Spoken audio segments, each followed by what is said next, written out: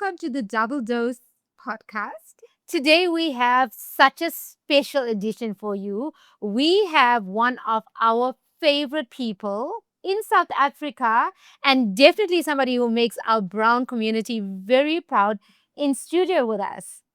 Welcome, Bash with Tash. Thank you for having me. I am so excited. I don't know who's who, but I'm going to get there. I promise you. We won't move for the podcast, so No. you got it right. Absolutely. Resh. Got it. Tash. Right.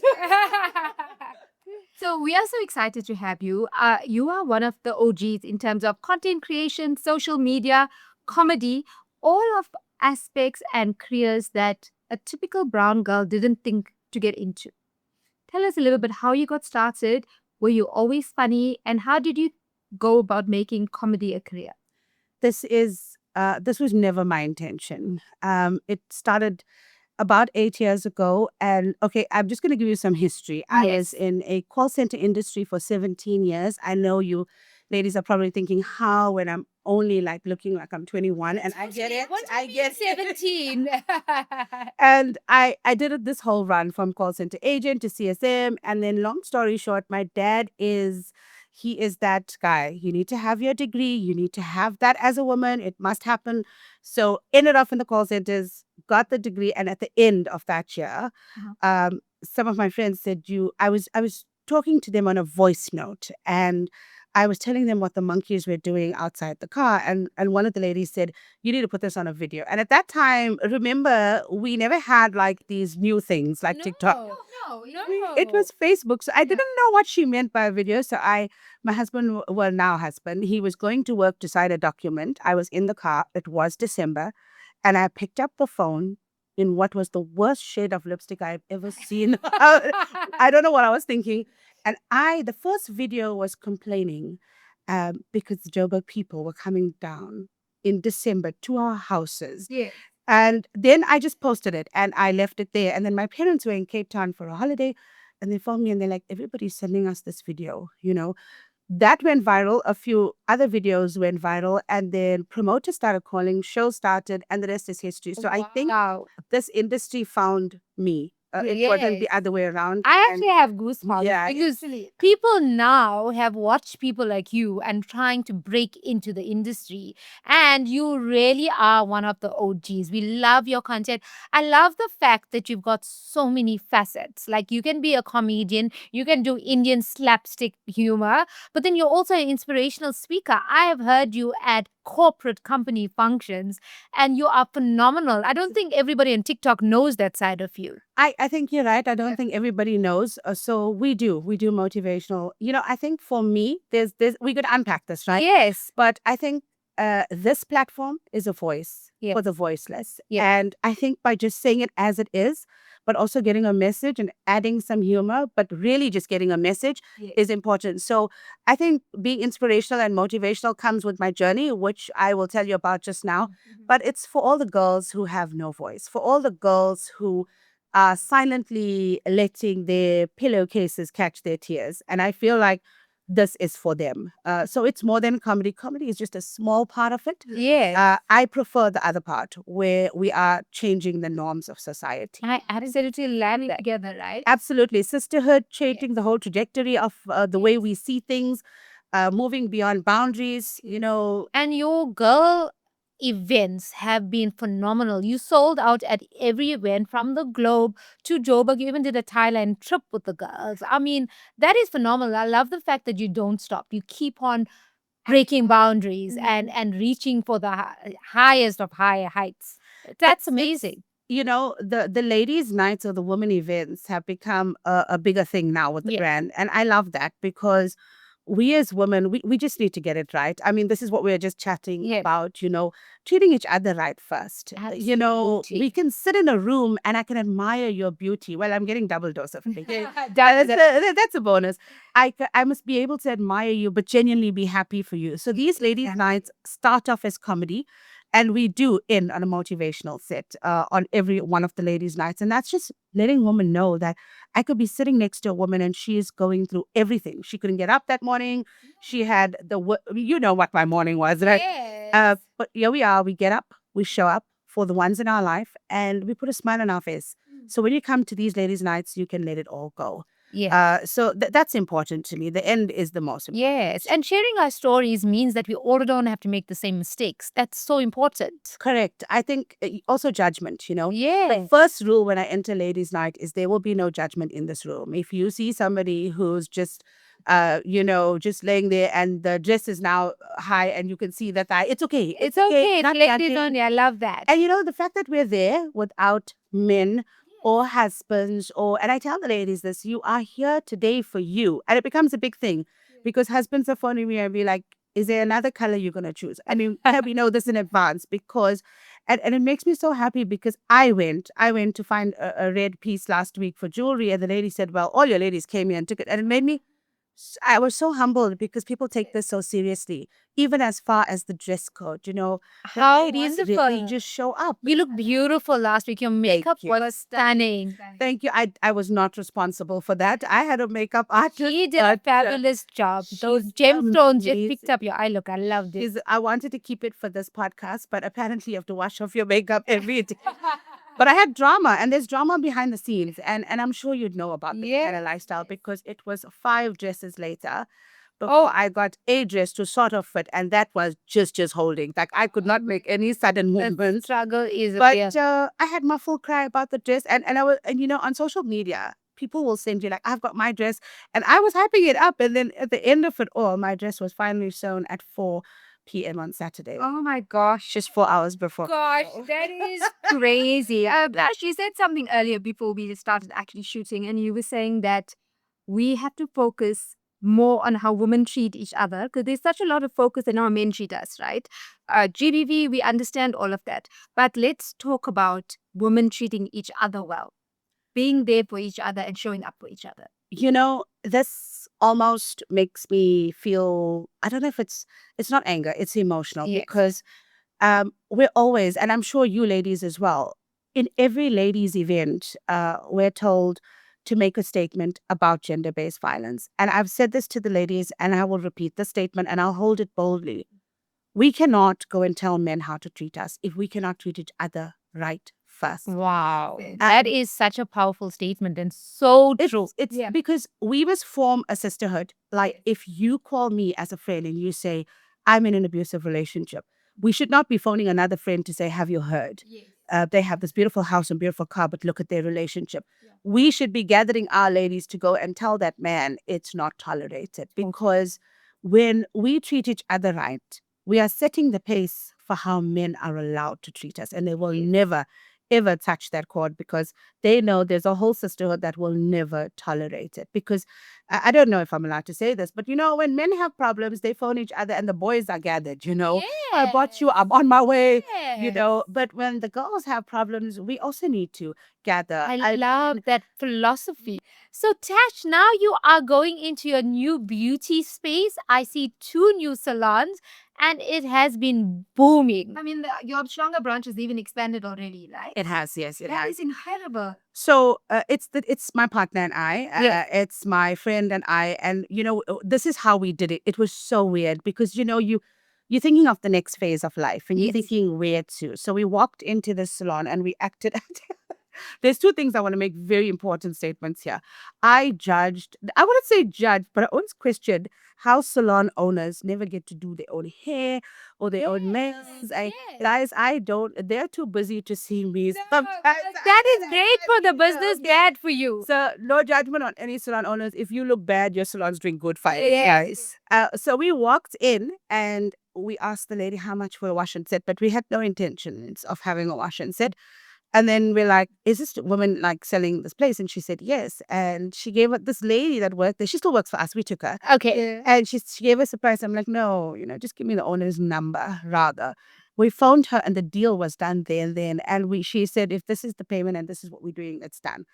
And it was done. But Losh and I always say when things work out easily, it's meant to be. It's written in the stars for you. It's hard work because when you put a scissors on someone's hair, you are very responsible. Oh, we know. We've come out with some bad haircuts. So we But I gotta tell you, our ladies, the culture, ours is not a salon, it's therapy. And I think because people are used to this brand, we have to have it as therapy. Yes. So our ladies know it's a sisterhood first. We teach that culture in. And I think, especially with the self care tasks that we have to do, hair, graze, all of that, it feels like a job It that you need is. to get done. So if you can go and it can feel like a pamper, I think that's what we're looking for. Like you want to feel like you can unwind, I not agree. I just have to do it because I have to get my graze done. Do you know what I'm saying? And I think, like I sit in salons and I've sat there before and I've sat for 3 hours or 4 or 5. So food is a big part of our salon. Oh, is it? Yes. So like on Okay, we are special coming there. I love that. food is a big part. Birthdays are special. Kids coming in are special. I mean, I think we had Heritage Day last year. We did chicken curry rotis, beans rotis. Awesome. We want to celebrate everything. Yeah. In that we don't just want to, but also women and I tell my girls this all the time, our ladies that work for us are amazing. They are such amazing souls. If we're like, we're working till 9, they are go with the flow. I mean, I don't know what they're saying behind my back, but for now, they go with the flow. But you know what? They If are your great. staff, and this is so important as an employee, right? As an employer, treating your staff well. So the reason your staff is there is because you treat them as part of the business. And I know on Christmas Day at the baking pan, all Prevent staff came to work, and I was like, that is amazing. Like Wow. not one. And it is because Prevent also he treats the staff well, and 100%. that's not all employers. No. So well done on you, on I a think new first employer. thing we said to the girls is that we want you to feel special first. Yes. And so we don't charge them for their nails and their hair and their color and their beauty treatment. Great. Like I realized along the way, because they said a lot of the salons they work for charge them a certain percentage or, gave them a reduced rate. But I felt that it shouldn't be done. I felt it should be done at no cost because these are the women that are standing for hours. And we go and look at him and say, oh, I want my hair color like that. It's a good advert for you. So we do great. We've done like a getaway to the Wild Girls for team building. We a lot of fun. The girls are No, we just want to come work for you. just hang here. Really. Look, my partner and I were still in the building phase of this, but we would like for this to become a franchise and open Amazing. everywhere because the brand Bash With Tash Yeah. speaks about being authentically you, but also still being able to feel beautiful. So it's an inside out thing, although I know salon is an outside in thing. I love And we're that. trying to incorporate it. I have to tell you, Tash, so many of my clients as a makeup artist come to me and tell me about watching your videos, how amazing you are at color correcting. You do it in a funny way, right? Because you are just putting your orange Makeup is a problem, girl. But girl, you do a great job. Inspirational. Yeah. A lot of people have taken your videos and learned to do makeup from it. That is. I think that LA girl color corrector needs to pay you royalty. I agree because let me tell you that orange corrector was sold out in that first run, and the problem is, okay, I'm not saying it's because of me. No, it but is. like I couldn't get it, and then I was like, now I have to gatekeep some stuff, I hear you. Remember sending my friend's husband, and I'm like, if you get it, take 10. And he phoned me, he's like, there's 10, I must take it. So I've been sending people to go, and now, but you know what? It all goes back to the journey. And again, being so attacked as a female, be it on social media and stuff, you are constantly looking for ways to cover up certain scars that could, your internal scars couldn't. And then when I put this, and let me tell you, like, some makeup artist called me and said, if I see you using that finger again, it was so funny because I go right back at it because. But you know what? Some people don't want my 10 brushes. That's not going to work for their lifestyle. So this was something that identified with a mass of people. It was amazing. Sorry, Karen? I forgot. He touched on social media, and Desh and I are new in the social media space because of the show, and it is a rough, tough space to be in. Wow. Are you ready for it? We were absolutely not. How do you manage the hate? How do you deal with the comments? Because sometimes the comments come completely left field, not related to anything you're speaking about, and people are really personal and mean. So now, current me, it's funny, the hate. Okay. But the old me, like 2016, when I started this, I gotta tell you, I was a broken woman when it came to hate. Yeah. And mine went deep, and it's still happening now. And I have a problem with this, because the hate is coming from adults Yeah. who have children and are creating hate culture in their home. Yes. and creating bullies. Bullies are created, I feel some by their parents because Always, the yes. children are going and repeating behavior. Like now, when I look at some of where social media is versus where it was, it's like a circus sometimes. Not Yeah. the one that you like with No. but like in the beginning, it was hard. The weight was a big thing for social media. Yes, yeah. Body shaming was the harshest thing I've gone through, and it was deep because people actually put pictures of me and hippos side by side. They had body shamed me.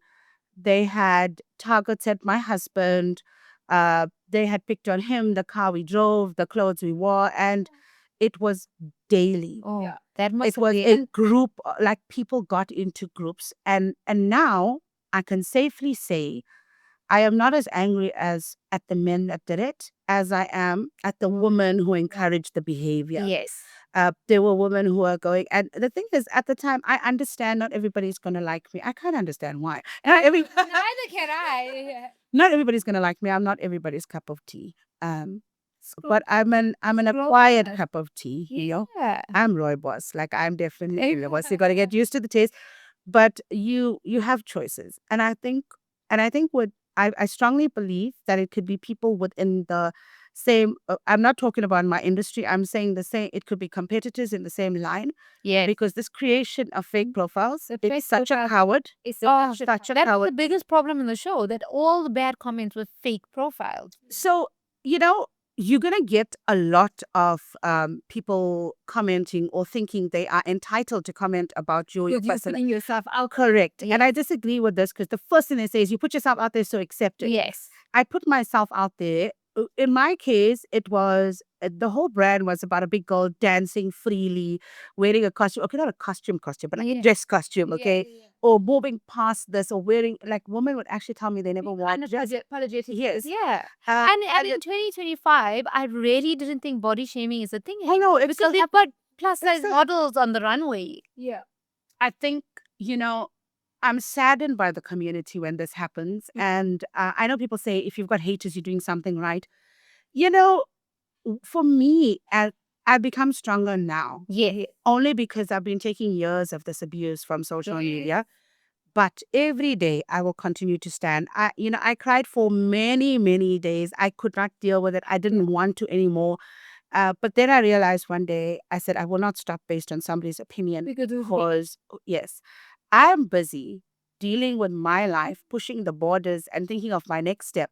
While you're sitting there so miserable, creating a whole profile with an email, Yeah. but more than that, I will continue to carry on being who I am in the way that I am because there is a 16-year-old girl or a 15-year-old girl who's not going to be able to handle this bullying or social media, all of this body shaming. And do you know how many kids take their life based on this? Yeah. I've had girls contact me in schools because we do school talks and they're like, I don't even feel like going to school anymore. And the thing is, this body weight is not all food. Okay, I love food. Okay, it's not that. Let's not like completely blame it on health issues, but there's a part, and the journey of And can I also say our genetics also play a big role. correct. So that is something some people are genetically more predisposed to being. But I think most importantly, what we need to accept as a society is that beauty has very many different shapes, shades, Yes. appearances, and that's what we need to embrace the differences and beauty in every individual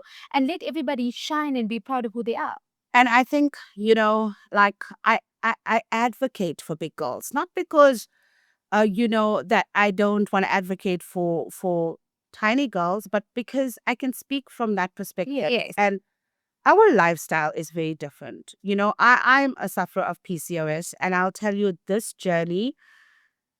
It's hard not to even cry about this journey because it is deep. I think not enough focus is being put onto this, and so many young girls are dealing with this. But it's weight gain. It's facial hair. Like you can have a whole beard into it. I'm just thinking, what are your camera guys thinking about the beard? Zoom in on the beard, guys. So that is exactly it. So I also have PCOS, right? And I was diagnosed when I was trying to pull pregnant, and then we're just going to go straight into the whole fertility and pregnancy journey that I know we both struggled with, right? So I was 28, I think, when I had my first miscarriage. I left the pill and I fell pregnant the same month. And I had a miscarriage at 11 weeks. And I was like, but it's fine. I fall pregnant quite easily. It should be okay. So even though I had that first miscarriage, I was still like hopeful. Okay, people have miscarriages. It's okay. Yeah. It took me an entire year to fall pregnant again. And in that time, literally every single person that was close to me was pregnant.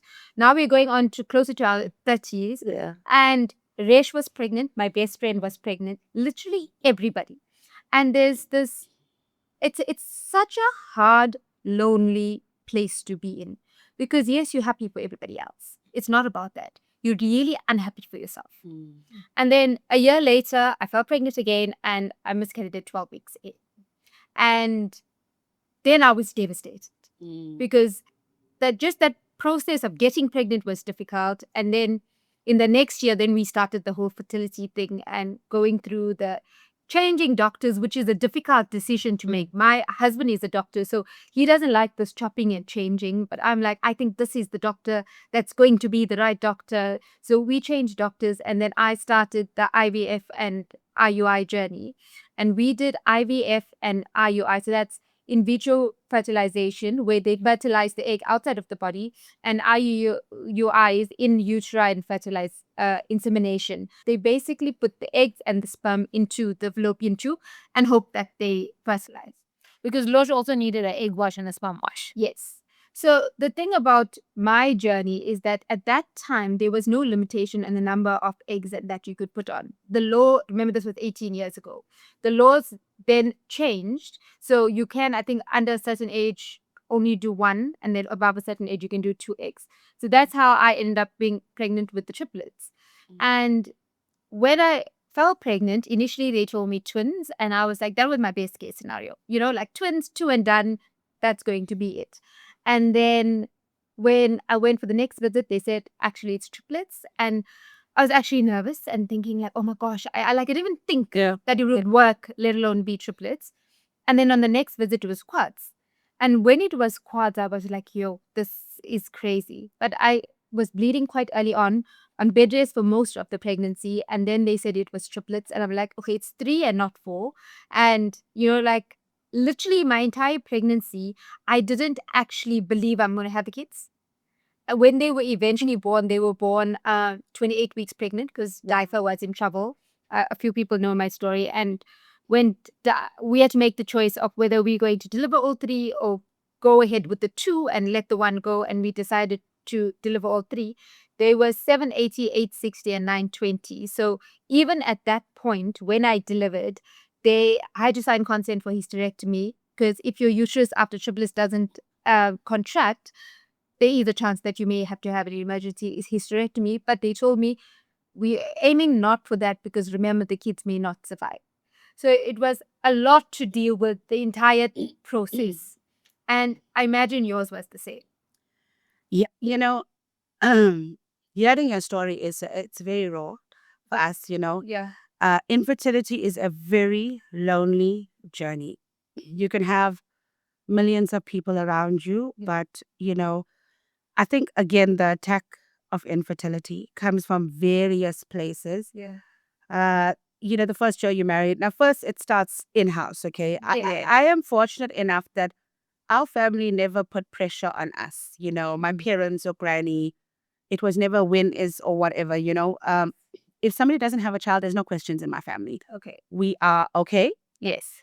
You have your choices. Nobody asks, no questions.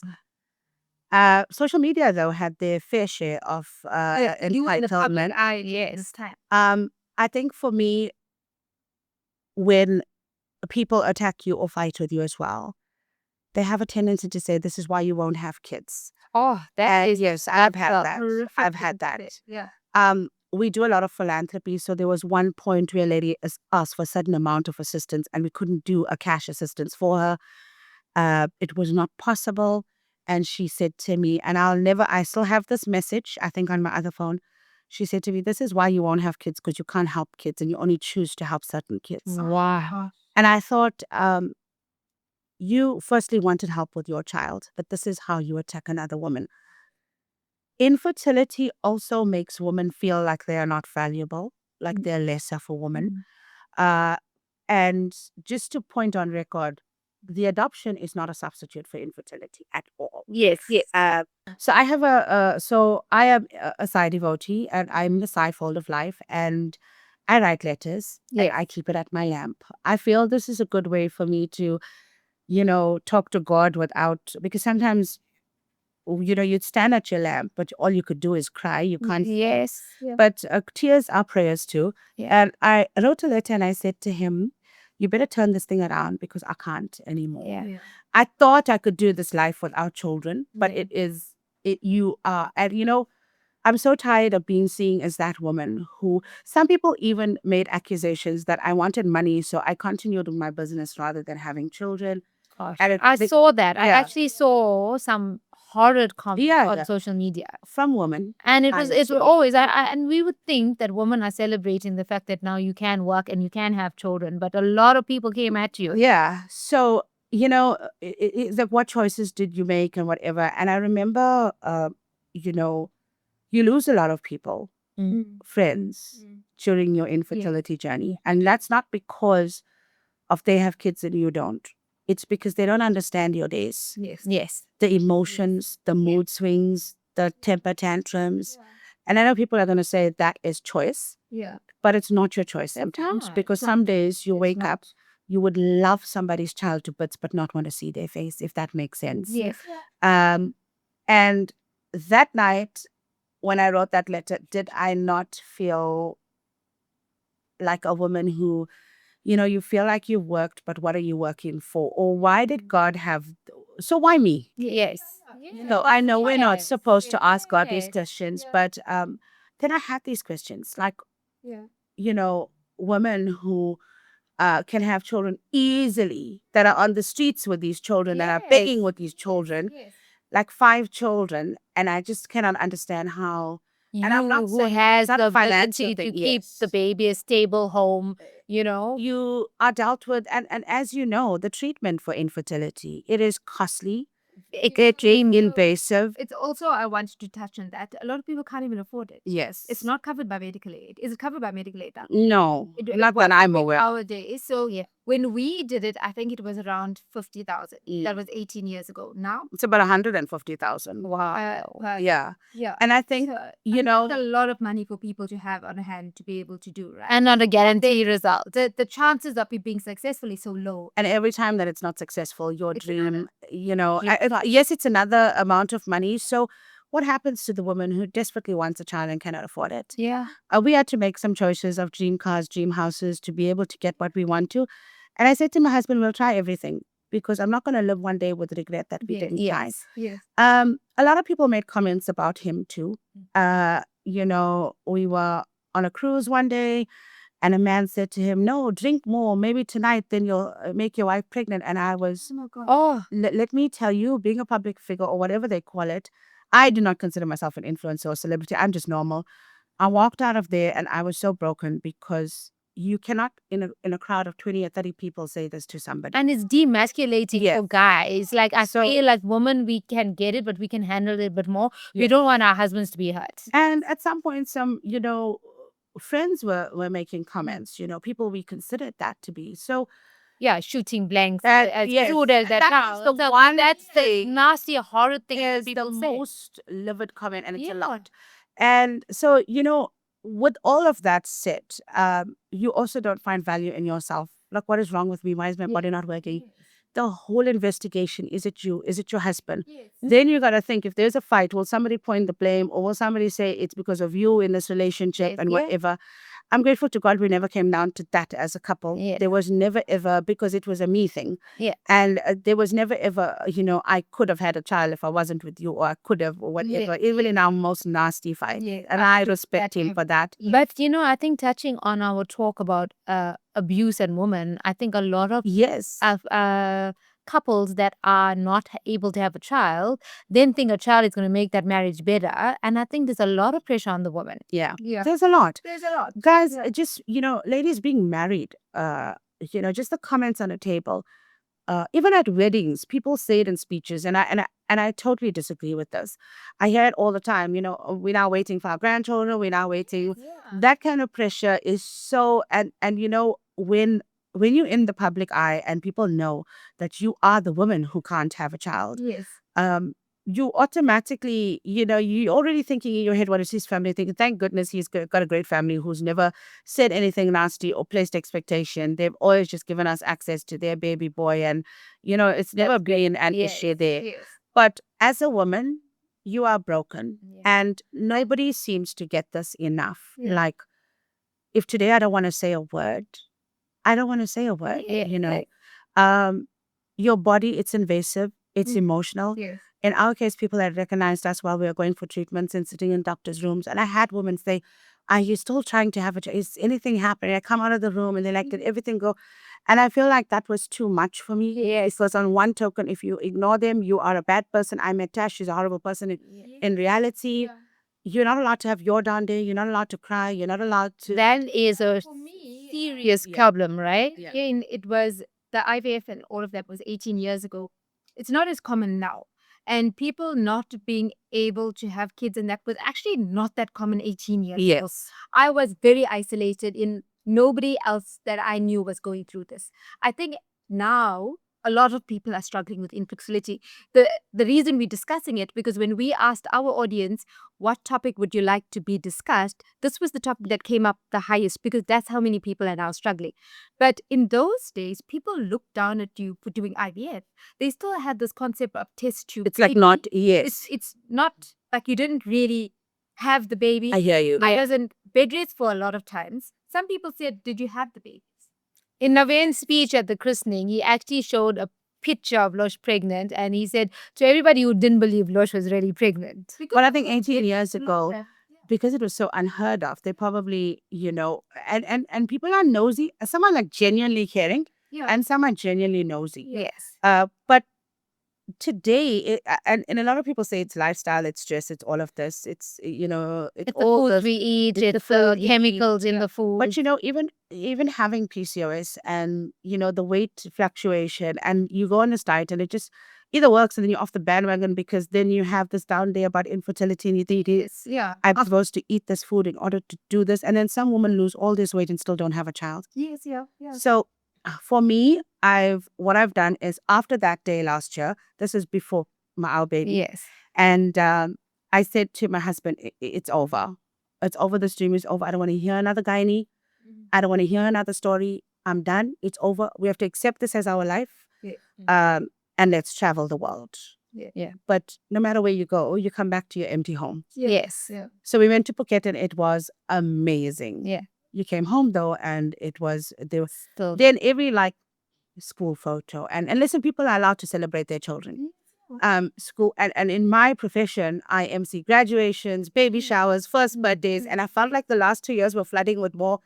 And we have a lot of children fans, Yes. like a lot of kids, which warms my heart, because I think God was just filling the space gap. with children. And every child that's associated to us, our friends' children, they are the most respectful, lovable children. I think that, I don't know if their parents have explained, Yeah. because now the orders changed, and they were like, but where and why and how? So you'd get the children like asking, like when you say my baby, and they ask you, but they were so respectful, and always. I mean, I'm very humbled to say, I received many Mother's Day gifts over the last few years. Plenty. In fact, my sister said you get more than I do on Mother's Day. How amazing. But it feels so good. Yeah. It really does. Yes. And just to see that from your nephews and the children in your life, Yes. it's beautiful. So I really appeal to people, Yeah. if you have someone that's going through infertility and you have children, surround their lives with love. Yes, Please Of course. give them yes. access. Buy them a Mother's Day gift. Yes. Buy them a Feel Better Day gift. Yes. Or having children write little cards to them. It is emotional. Yes. It is breaking, but it is so beautiful to just find somewhere along the line love. Totally. How did you manage on the down days to get up and go and maybe perform on stage? There were days where I had to cry or be hospitalized or come out of hospital and go and perform. And somebody asked me this, like, how do you not, you've got to learn a technique of blocking it out. Yes. And Losh is a queen of that. and- So we know. It is hard though, because you get off stage and you're breathing heavily and you're stressed. And because we had a show, a colleague of mine and I, Masood, and we were at the stadium and there was this riot and they smashed his car. So he gets out, he checks his car smashed, gets back on and performs like nothing. Oh my God. And he taught me at that point that you got to block out everything. Yeah. And a violinist last week as well, she said her mom passed away in the morning and she had to play in the evening. Wow. So this job is not easy to block your feelings, especially even if there's children. I mean, Mother's Day shows and stuff. Yes. It's hard. Yeah. It is so hard. Everywhere you go is Mother's Day gifts. And, sometimes you want to, go in the shop and burn all the bedroom. Because anyway, those bedroom shows are over now on Mother's Day, right? Yeah, please don't. Yes. You want to be like, why is it, and why, what do the women who can't have children do on Mother's Day? Yeah. Is there space for us? Yeah. Is there a place for us? Yeah. Is there something that we could do? Because we're flustered. Yeah. There's Mother's Day lunches. You want to hide and not face the day and wake up the next day. And pain comes from those lunches because you're sitting with family and they're like, oh, maybe next year it'll be your turn and maybe next year it'll be your turn. And Yes.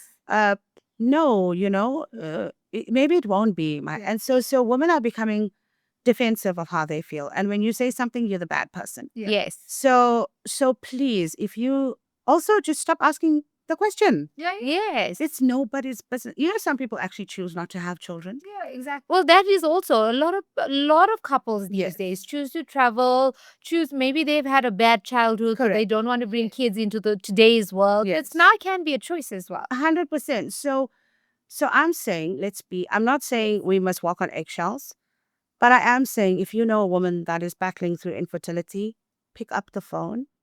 You do not have to listen or she doesn't have to talk. Yeah. You can go do wine or, Yes. okay, maybe not wine. That's not going to work. Maybe vodka, right? Something a little bit more deeper. Go and get a few girls together Yes. and go to the mountains. And you don't have to talk about your kids around her. Yeah. And she doesn't have to talk about anything. Yeah. Talk about nothing even. Yes. But again, it's about creating circles of hope. Yes. And so I have a group on my phone of women who don't or can't have children. And in it are some women, there's about 300 women on this WhatsApp group. And in it are some women who've had infertility issues and creating hope for these women because they have children. Yes. And I tell you, the other day, a lady posted and she said, why? Why? Why is it us? And I think that we must be mindful, ladies, that God gives his toughest battles to his toughest soldiers. Totally.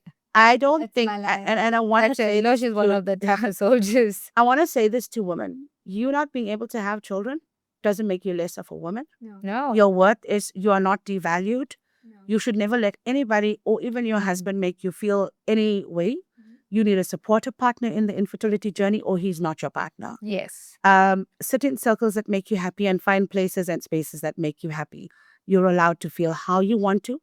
You're allowed to throw your toys out we can't say cot, right? But wherever you want to throw it, and you're still valuable. Yes. So if you're sitting in a baby shower and you're not feeling it anymore, you're entitled to walk away. And if people cannot accept that these are your feelings or be upset, if you have made a decision not to go to certain functions and if people are upset because they can't understand, you just got to move on. Yeah. They're not your people. They're not your people. Unfortunately, there are expectations and we can have them. Yes. We can expect that people would understand our journey. Yes. Because sometimes, and it's not, people are not, it's not a bad thing. If you sit and talk to me about your children, I'm not in a bad space because I don't have children. It's just that I might zone out at some point, and move into a place. Yeah. But create more circles of love. This is so painful. And that heart-wrenching, gut-wrenching moment every month when you get your period. I mean, anybody going through fertility understands that moment. There is that day where no matter what you had planned, you're under the covers and that is it. You cannot face the world because every month you're home. And I think it's difficult when you have PCOS because it's not every month, right? Yes. So there's interrupted menstrual cycles. Yes. So then you're like, could it be? Could it be? Yeah. Could it be? And then you go in and buy a Crushing pregnant. up the Yes. hopes that you get on a regular Yeah. basis is just. And then when you do get a cycle, it is incredibly painful Yes. for me. I mean, everyone's journey. You really, and then you'll tell people you can't get out of bed. And they're like, oh, really? Just for a menstrual cycle? I go, I gym, I swim. Then just go swim. Yes. Just go swim. Yeah. Just You go do, and you guys. swim. Yes. But some of us can't get out, not just because of the pain, which is adding, Yeah. but because of everything together. it's everything, Yeah. you know, because it's that moment that's reminding you that you're still not a mother. Yes. And you're still not pregnant. And Yes. yeah, Yeah. yeah, some people, it's easy, hey? They say. You know what? For me, it was easy, Yeah. right? And let me tell you, being a twin, when I fell pregnant with the Shay, and like God was so good, the Shay is 4 months older than the girls, right? So we ended up being pregnant together. But at that time, I did not know it. It was the only secret I kept on Losh because I didn't know how to tell her. It was her infertility was a family problem. My parents were devastated. My dad took a vow to go to therapy to take out his hair. And it was something that, and I wished, I prayed for her to fall pregnant. And yeah, I was falling pregnant with my second child. And I felt so guilty. Did you tell her, or did you just? No, then I mean, when you found out, did you stop and think? I cried to my husband. I'm like, I don't know how to tell Losh this. I feel so bad for her, because Mia was our first child and she was everybody's baby. So she belonged to literally everyone. Yes. And Naveen was studying at the time and he was on call. So Losh stayed with me half the time whenever he was working. And she literally took over Miashka. So Miashka was very much. But now it came to being the second one before she had a first. And Losh and I are those twins that do everything alike. As we say, from our careers to our marks to everything, we've always been aligned. It was the first time in our lives we were not aligned. And for me, Resh was pregnant and my best friend was pregnant. And Resh's best friend was pregnant. And they all told me like within similar times. Yeah. And I actually didn't want to be friends or be associated with anybody. Yeah. I was actually like, I just need to be on my own and not, I'm not able to relate to these people. And it wasn't that. It was just like. And not every friend laughs to that, hey? Yeah. Not every friend laughs to that because some would be like, you're so insensitive, you don't care. Yeah. And in a fight, it'll come up that, because you're this way, that's, and I've been through these kind of things. Yes, yeah. So I think that's also important for people to understand. Yeah. If somebody says no, they don't hate you. It's just. No, it's just that it's too much for them at that moment. Yes. Yeah. It's a lot. It's a lot to deal with. But the journey then, Yes. So let us talk. So after how many years of infertility or IVF or fertility journey did you decide you are stopping the prodding? So we're married for 7. So last year was the end. Yeah. Last year was after that comment, I was like, it's over. Yeah. I'm not doing this. I'm not doing anything that anybody tells me. People say go on a holiday and have wine and all of that drama. Yes, relax, de-stress. Most offensive thing because it doesn't work like that, It does. And so last year was the turning point. Yeah. In May last year, the dream was over. And did you ever think surrogacy? Yes. The thing is, a lot of people will say, did you think of this option and this option and that option? We did. My husband and I sat and had many conversations, but I don't know. I couldn't be okay with that. Yeah. Because that is a big decision to make. Also in South Africa, I don't think surrogates can get paid. So then you also need to get somebody that you know or somebody that's willing and that you trust, which is also hard. And then being in the public eye again. I don't care what the people think. I definitely wanted, I want a baby. I want the life. I want to be a mother. But certain ways and certain things, it would. In fact, adoption was never ever on my cards either at some point in my life. Now we can't wait to hear this journey. I think this is what I was most excited to learn because how does it work in South Africa? How does it happen? So there's certain things we can discuss and I will. And certain things we're still held that we can't. Of course, we understand that. I was so we've been on the waiting list and we've gone through this like about a year before we said, okay, maybe this is an option. Yes. Prior to that, it was not an option. Right. I was too afraid to love someone so deeply And then one day we have a fight and an argument, and the child says, "But you're not even my mother." And I will be broken because, Absolutely. but nevertheless, my husband and I decided, let's go for it. And this was like a year before. Then I So now decided. the list means where do you put your name on the list? So you have to go to child welfare. Right. There is a screening process. Right. There is a waiting list of people. Right. There are many people, Yes. And then, last year in May, we completely forgot about that list and everything else. Yes. Because I said, it's over. I wrote my letter and I said, Yes. you've got 3 months to fix this, God. Yes. Like, give me a sign. Is this never going to happen? Is this going to happen? What's Yes. going to happen here? And lo and behold, August was 3 months later. Wow. And that's a story of faith that I will testify on many 100 times times, over. Yes. So we get that Globe show is our biggest thing and the most stressful. It's 2,200 women. The pressure is on. Yes. That's happening on the Saturday. On the Thursday, I get a call. We have a baby, and you will have to fetch him Oh my now. What? Not even him. You'll have to fetch the baby now. So we didn't know if it's him, her. We didn't care what race, what gender. We were not interested. Talking about race, do you get a choice in South Africa? You can put on your list, on your screening, what you would like, or you can put any, what is what we would anyway. Okay, we right. don't mind, Right. Yes. And then we pulled over. Wow. We were going to my mother's house. My mother's vegetarian, so we were going to drop off some vegetables. Yeah. I don't even know why, but anyway, my husband pulled over and he cried. It's the first time I've ever seen my husband break down the way he did. And this moment, and I will join the dots for you in a few other moments.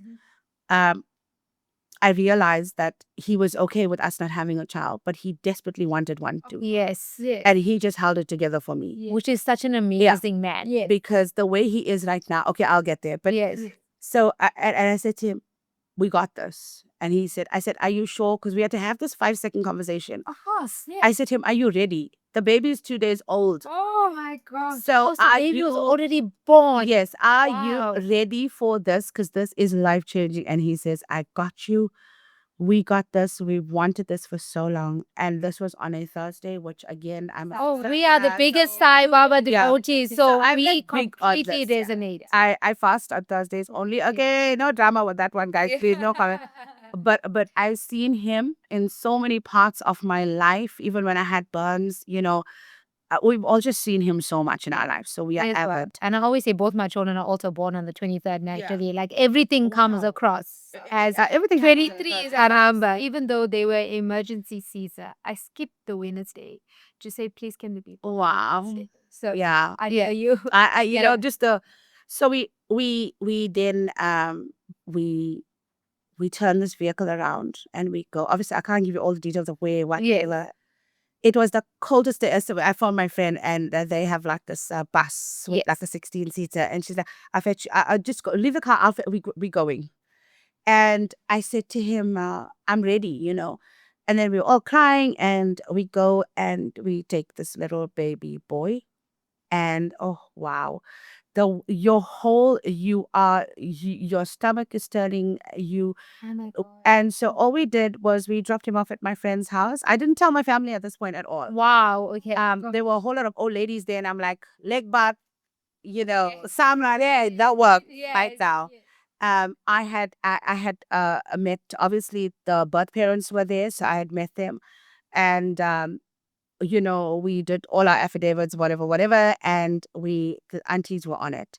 Then my friend took us and we went to Baby City, and now We don't have things. And you don't know how to buy things. You haven't read your pregnancy or baby book. There wasn't any time. There wasn't no to decide what we will and everything. I didn't even know certain things, and I didn't know how this all works. You have to have this, and what if this, and this is a burping clot, and this is what? I just know I had to hold the baby's neck, and that was it. But all I knew. And then I phoned my mother, and I know this goes beyond jurisdiction again. It's under 3 months, and we're not supposed to be out at night. And I'm like, oh, we have a baby. I'm coming to show you now. So she's like, you know what? You must take your jokes to the stage. I'm like, okay, I'll see you now. And I go there, my mother and father look at me like, Oh my gosh. What? Please have you recorded that moment? I didn't. I was so overwhelmed. Yeah. So none of my siblings, nobody believed me at first. Yes. So my brother phoned me. He's like, "You okay, right? This is a big thing. You know this, right?" I'm like, "Yes, I got this." And then the process continued. So what had happened from there? So then again, people think that you receive a baby, the adoption is over. It's not. It's long. It's legal. It's lengthy. So then we had to take him to obviously a ped and for blood tests. And then people recognized us. So we made contact with the social workers and our attorney to find out what is the placement of, what needs to be done now. And we were advised to do a public announcement that we are in the process. Yes. And he's with us. So if you see him, but no photos were allowed, nothing's, Yes. Again, I want to say that the adoption process is both beautiful and there's parts that are very hard. And again, a lady like sent me a message and she said, "I want to adopt, but my husband refuses because he cannot wake up every day and seeing that this child is somebody else's." So again, you need to have conversations. Yes. If you're having those thoughts, you should never adopt a baby because it's either he's yours. You're gonna adopt with thinking they are solely yours. Correct. It's a way God wanted the baby to come to you. I also have changed my whole perspective on women who do give their children up for adoption, and not because this has been a fulfilled dream of mine, but because every woman has a journey. And I think it's the bravest decision to decide that you will make the hardest decision of your life To give your child. to give your child the best. But then every parent would sacrifice anything to give their child the best. Yes. In this case, it was a better home for the baby. And I admire the women who make these decisions. And I know people will say, "But how can you give?" And why? But you don't understand where somebody is and what predicament and what bravery it took. To That's a different level of selflessness. absolutely, So, absolutely. Tash, when it comes to you now, because just say, usually there's a chance that the birth parents will never see the baby again. So this is the hard. This is the hard part because we thought, okay, we got the baby. This is over. We signed the documents. We're out. We're not. It's hard. So this is where it gets hard. So there will be social workers on both sides. We chose private adoption, so there is a fee involved. We actually cover the fee for the birth parents to get counseled as well as us. It's extensive counseling. It's myself alone, my husband and I. It's him alone. It's our whole family that had to have. And then it's the birth parents because also, they have to go to a huge amount of counseling to make sure that the mother was not under duress. Because some people, they have Parents that are putting pressure on them, or somebody that's putting pressure on them. involved with somebody that's married and now he's pushing you. There's a lot of it's a lot. And then once the social workers have decided that the counseling is enough, the birth parents will then go to the court to sign consent. Once that is signed, they have 60 days to change their mind, in which if they want the baby, you have no choice. Wow. Was Painful to go. hard. Terrifying. We loved him from day. I mean, you've seen him. Oh, he is the cutest baby you've ever seen. Honestly, happiest baby. He laughs and he laughs every day, all day. From the time you receive your baby, you are in love with him. Yes. Every day was torture for me. Of that 60 days, because remember, this is not just the 60 days. First, it was the counseling, and they have rights legally. Right. So this was from August till the 3rd of Feb this year. So we finished the 60 days. The 3rd of Feb has completed 60 days. Yes. But then when they do sign and you got that 60 days and your heart is in, I wake up every day and I almost don't like to take calls that are coming in without a number I don't know. Yeah, I can imagine. Because I was so nervous. And in about the first or second month, they also wanted to see him. And we were actually not supposed to. We were supposed to hand him over and go for a couple of hours and come back. But the mother was so amazing with me, and the father. They made me.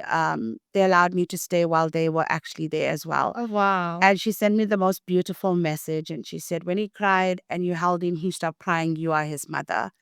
So she's been very good That and is gracious. amazing. I cannot take that away from her. Yeah. And as a result of respect, the name that she gave her baby will remain as his second name. And that's the choice we've made. Oh, how forever. beautiful is that? So when he knows, and he will, okay, so I'm getting to that part. So these visits as well to the social worker is very helpful because they get to know who you are. what your background is, what your history is, and they're very helpful. So they have their social worker and we have ours. Yes. So those are things you need to be prepared for. Should you go for the parents' visit? How long do the visit last? No, this was only once. Yes. And it was under an hour. It could be 4 or 5 hours. It's at the discretion of their social worker and the birth parents. So is it compulsory that they visit or do they choose to visit? Their social worker would advise them what is allowed. Yes. And then they can choose. And it doesn't have to be once. It can be As many times as Yeah. they feel I comfortable. think this is important to note for women who want to go on the adoption journey, because every time if you have to go for this visit, you must know that things can change. Yes. And you must allow for, I think for me, people think that adoption is just, easy. This is the hardest part, Yes, I'm sure. because people have changed their minds on day 59 of the 60. Yeah. And woman was so broken. So you got to be so strong. Yes. And again, I said, God, I cried for this child through infertility. And then you go and you make this thing so had hard, pick one change for the me. system. Yes. Change the system. And, also, and I'm going to say this, I don't even know if I could say this because I'm probably going to get heckled for this, right? But every day I get heckled, so let's heckle level. A lot of women are just judged for just throwing their babies into bins and stuff like that, right? And I try to look at it from a different perspective, because you've got to look at things and by all means, that is not right. Yes. Absolutely not right to just throw your child into a bin and left to die. But if you look at the process and how long it is and how many sessions they have to go through, that decision you've made is now putting you into a position where you're constantly thinking you're not doing, that you're being a bad mother or whatever. Yes. So sometimes if the system can finalize quicker, Yes. I believe that more children will be alive and placed into better homes. Totally. And women will not just say, instead of putting myself and my child through this and going through this, and I don't want people to know, and then, they make this very untimely, and not a nice decision to just throw the children in like that. So you got to look at where and how. And this has really opened my eyes to think and to respect women who give their children for adoption and whatever the process may be. So then, obviously, now that consent is over, we're still in the journey. So now it goes to court and panels, and it's all the formalities now. Okay. The screening, and the screening is heavy. I mean, documents over documents, police clearance. But now, Tash, can they not change their mind because 60 days They is can't, over? no. Right. In terms of police clearance, you've got to have no charges of child abuse against your name and all of that. Yeah, so their part is over. Okay. And this next formality is with the next couple of months. And then once it's done, we will be allowed to change the birth certificates Okay. to his name. Now, so when we had received our baby, his name is Kian. Yes. We did everything as though I gave birth to him, Right. from the opening of book to the 9-day prayer to the very prayer. Yes. And his name was actually chosen by my nephew because we had KEE. And no offense to anybody, I didn't want it to be Keegan. I have no issues with Keegan. Yeah. I just don't want everybody to ask my time what happened. So my nephew is like, why doesn't he be named Keon? And I loved it. I love it. Let's go with it. Yeah. Both my husband and I. And about 3 weeks later, we were I we- think we let's just unpack that, right? So if you are Tamil speaking, you get to go to the guru, Oh yes. open book, and then give you the initials that your baby's name needs to start with.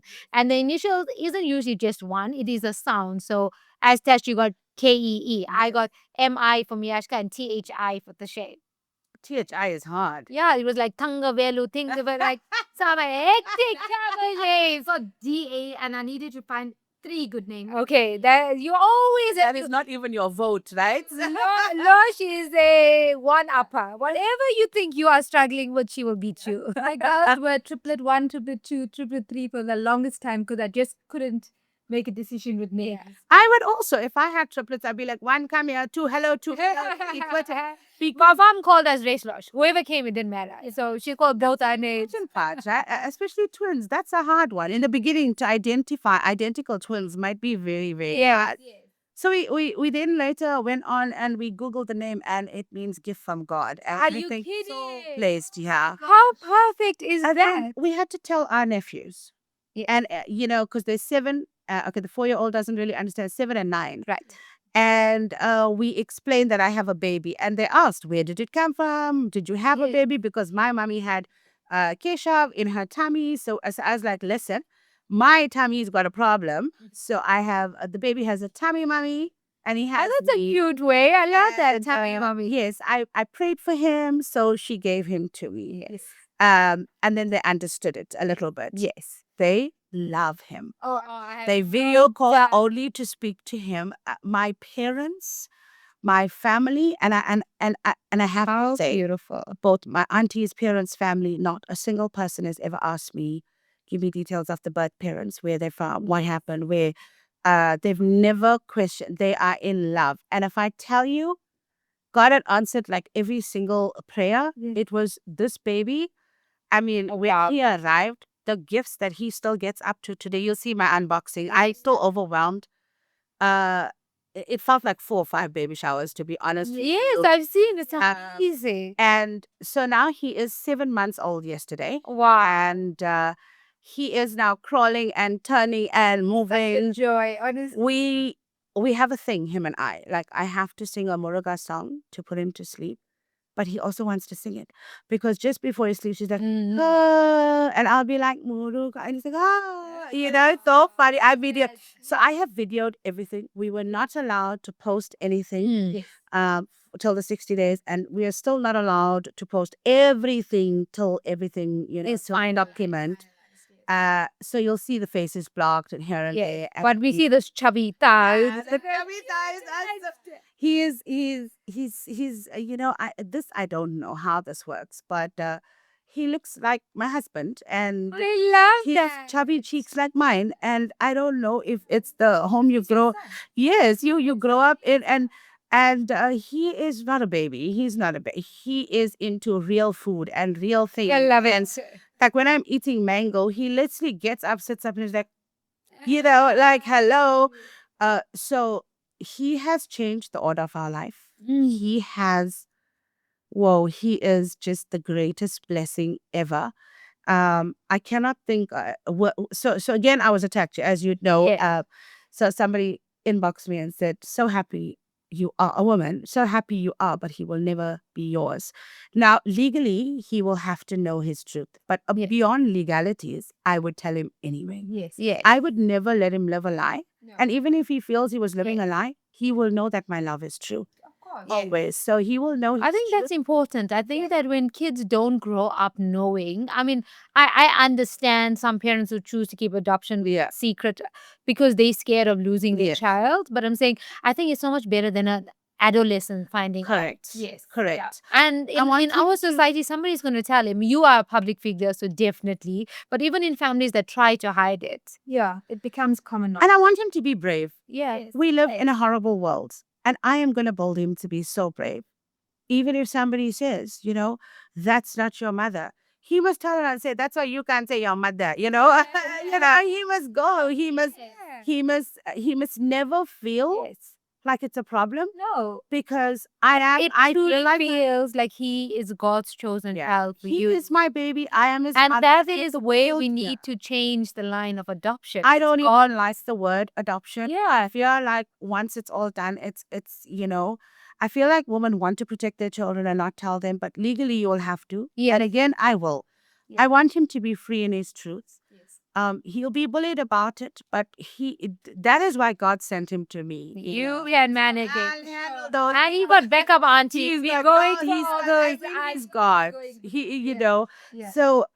So again, when I went to in the beginning, we had to maneuver with schedules, and even now, like if I'm going to work, I either drive there myself if it's too much or too far. My husband drives me. My mom comes over. She's in Malvern, so she comes over with my dad. They do babysitting and they go. Or if we mostly working in hotels, then we book in. They're also booked in.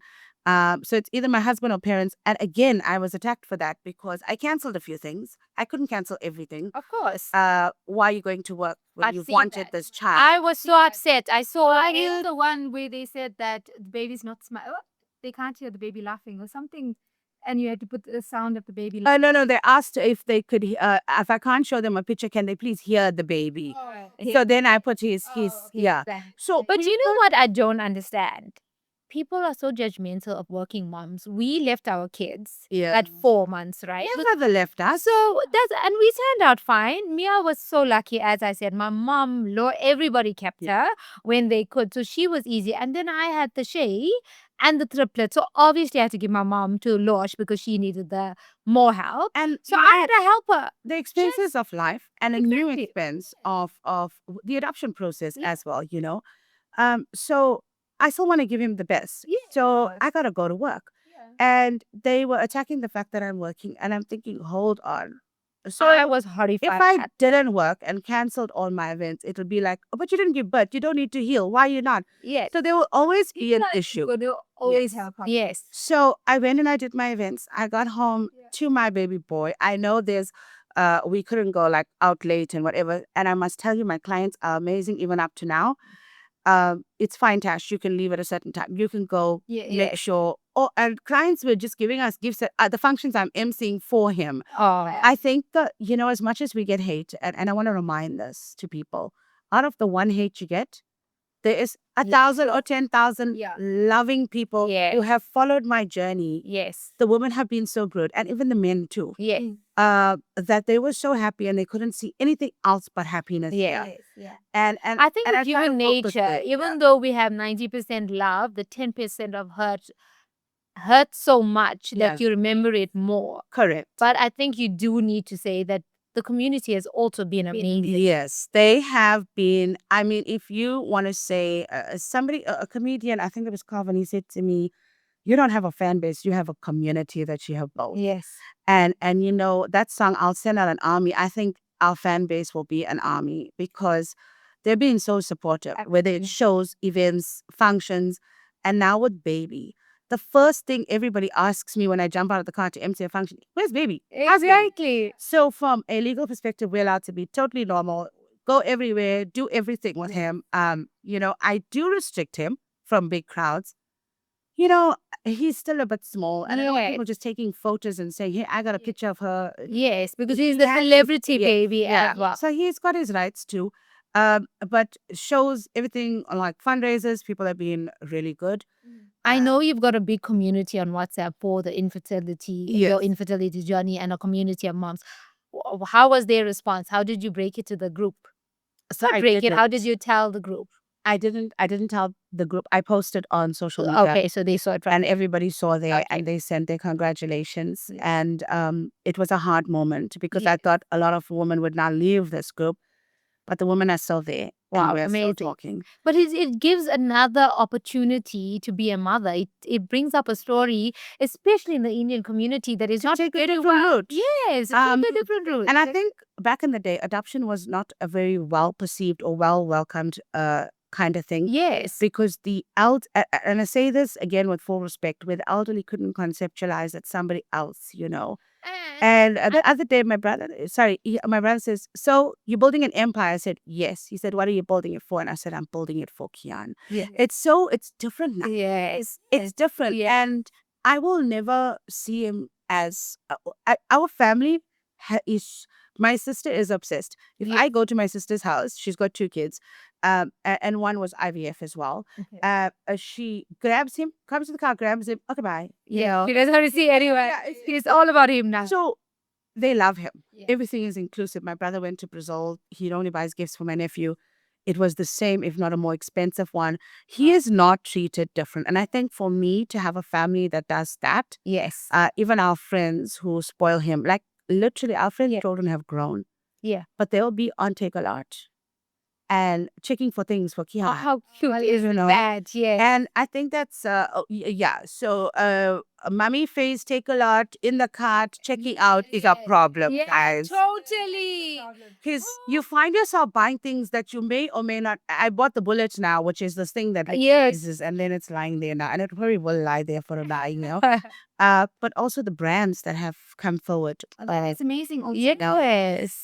Little Me, and like the GM of Checkers called us and said, "We've been following your journey, and this is gorgeous. So come fix some gifts for him." How beautiful. And is like that? feeding chairs, and like he's equipped with absolutely everything. Totally. Which made the journey so much more beautiful. Yeah. It was like, I mean, when I go into, he's got his own room, and I go in there and I look at what he has, and and my husband, obviously, he's got a big thing for teddy bears. Not my husband, Okay. the baby. And I seem to, every time I go out, you be different now. I never bought anything for him, and I never, Yes. Oh no, it is. You waste a lot of money now.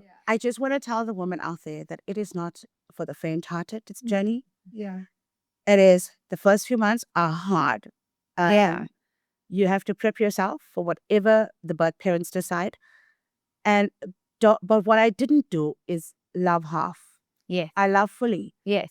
And whatever God had planned for me, although I prayed hard about what I wanted, I said to him, I don't know the letter, of course. Right? Yes, I just of go to my course. lamp. And all the he said, you have, so it's like a journal. And I said, I don't want him to ever leave my life because I'll be broken, that I know. Yes. And I'm not going to love him halfway because I'm You're thinking, scared what that he's if gonna go. Yes. this is all the way. Yeah. It was weird in the beginning, like to tell Kian, Daddy's here. Now it's easy. Yes. Because Of course. he's got a thing with my husband. Like he must go with the car. Okay. My husband. I love it. My husband says, I'm going to the car. That's a boy for you. Yeah. So he has his moments, and watching my husband with him. Because remember, my husband's, I think he's going to be 46, but he's saying 45, right? Okay. Yeah, in your 40s, you kind of forget. Watching him with our baby is the most beautiful thing. Yeah. Because this baby has just, he handles the fort too. Yeah. Like he gets up in the middle of the night when it used to be. The first couple of months were hard because he was colic and he cried. And Yes. so he gets up and he does the diaper change. And he's like, I got the We love push it. on We work. love I that modern this." dad. He would make the baby's milk and feed him, even up to now, and still dish my food. That's a thing. Okay. Yes. Because I'm exhausted. And Yes. like, two of you ate, I'm going to eat. I'm fine. So I admire this about him. So I see now how much Being a dad meant to him. 100%. Yes. And the fact that he was prepared to keep his feelings unseen to support you shows what an 100%. amazing husband he is. But Tash, we just want to say, like, we are overwhelmed with love and Thank you. pride, and you are so inspirational. We are so happy that your story turned out to be your fairy tale. But good things happen to good people. Yeah. And I truly believe what you put out into the world is what you get back. And you so deserve Kian and everything that you work so hard for. Your culture of working, your work ethic. Today you had such a hard morning. In fact, Tash had an accident this morning and she still made it here in time. So, I mean, that is... It wasn't my fault. It wasn't. Sorry, not to... I always say we are so big on energy. Yeah. And you had the most beautiful aura and most beautiful energy. It you. was a pleasure to have you as our first guest. Yeah. I wanna thank you all because not many people touch on this topic. So thank you. You ladies are energy and a vibe. I'm watching. I've been watching, and I feel like you're authentic. What you see is what you get, and that's hard for women. Yes. So thank you for enlightening women on the journey, and just letting people know this podcast is amazing because I feel like it's going to unlock so many beautiful adventures for women. Yes. And break the lines, the borders. So thank you. And you know what? I did say I'm coming to stay here for a few days. You're welcome. I feel you speak about energy and warmth, and when you walk into a space with people, I get that from you. Yeah. And I look forward to great collaborations with you ladies because I can see that your head is in the right direction of empowered women, empower women. Absolutely. So thank you for taking the time to understand our journey. And I want to also just, in closing, how many times I said in closing, Shay?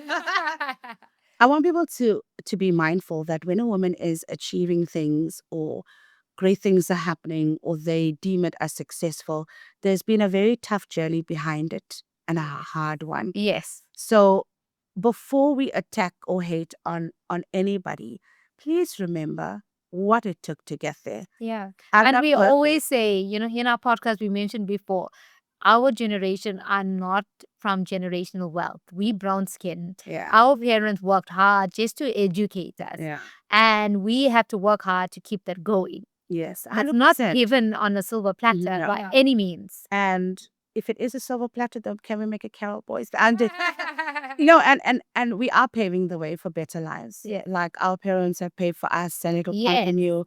But it's hard. It's very hard. Making a success of yourself is hard. Being a woman is hard in male-dominated spaces. So I encourage all women to break the borders, to change the whole trajectory and live your life, because it really doesn't matter what you do. You will get hate. I'm not perfect. I am very far from perfect. So people will tell you different versions of me and believe all of them, because I do. I'm a very transparent. You will hear it from me. I will never take it with me and not say it. I will say it. Yes. So whilst we remind ourselves that you have to be an acquired taste to be somebody's cup of tea, also want to remind the woman out there that it's okay to not be okay too. Yes. We all have hard days and Yes. tough ones. Yes. And so today, let this be a reminder that no matter how hard it is, we're going to soldier on, because we are creating a ripple effect of sisterhood. So thank you for having me. Thank you so much. And we look forward to seeing you soon. I come back. Yes, you have to. I got my first scones on that table. Thank you. And thank you, guys. That was a beautiful episode of Double Dose Podcast. We are thrilled that we had such a good choice in our first guest. Absolutely. It I think was the most amazing guest. It is a long episode, but worth the watch. Yes. So thank you for joining us. And until the next episode.